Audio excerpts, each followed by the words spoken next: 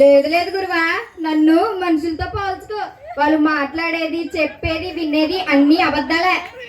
దీనికి మాత్రం పౌరుషం వస్తుంది. నేను చెప్పింది ఏం చేశారు? మీరు అడిగిందంటే నాకు అర్థమైంది గురువా.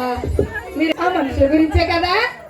అవును, మిమ్మల్ని మనుషుల మధ్యకు వెళ్ళి చిచ్చులు పెట్టి కలహాలు పెట్టి ప్రార్థనలు చేయలేకుండా బైబిల్ చదవలేకుండా దేవుని మందిరాలకు వెళ్ళలేకుండా ప్రజలందరినీ మన రాజ్యం వైపు తిప్పాలని, మన రాజ్యం విస్తరించేలా చేయాలని మీకు చెప్పాను కదా.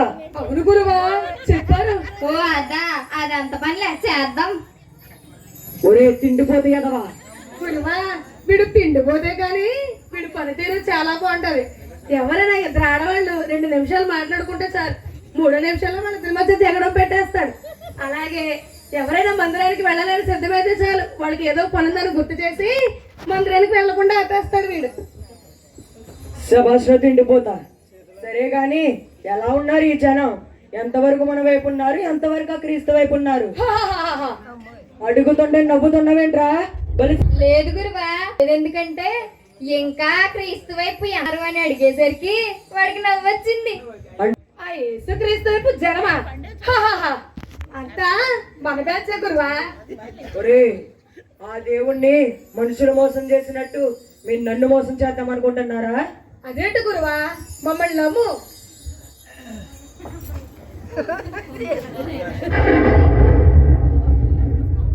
మరి అనేక ప్రార్థన కూడికలు, స్త్రీల కూడికలు, ఉపవాస ప్రార్థనలో, ఆన్లైన్ ప్రార్థనలో అనేక సభలు జరుగుతున్నాయి.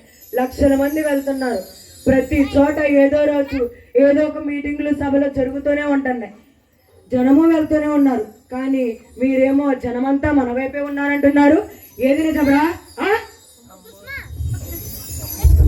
లేదు లేదు గురువా, మనుషులంతా మన వైపే ఉన్నారు.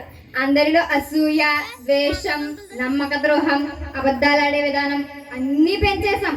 అన్నిటికంటే ముఖ్యం వేషధారణ జీవితం అందరిది. అయినా సరే ఒకసారి మిమ్మల్ని పరీక్షించాలి.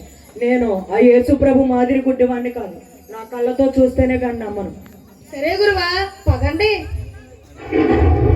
ఏంట్రా వీడు మనల్ని నమ్ముతలేదు? అంతేనా లేక ఆకలేస్తుందా? నువ్వు ఆగరా బాబు, వాడు వెళ్ళాడంటే ఏడ్చాడు. ఏ ఆకులో వేస్తా ఉంటుంటది. జనంలోకి పోతే ఎవడుకుని తినేయచ్చని ఆడు బాధ. లేకపోతే ఎప్పుడు కూడా మనం చెప్పింది విని గంగిరెద్దులా తల ఊపుకుంటూ వెళ్ళిపోయేవాడు. అలాంటిది ఇప్పుడు చూడు, ఓ నిప్పులో ఉప్పులా చిటపట్లాడేస్తున్నాడు. ఒరే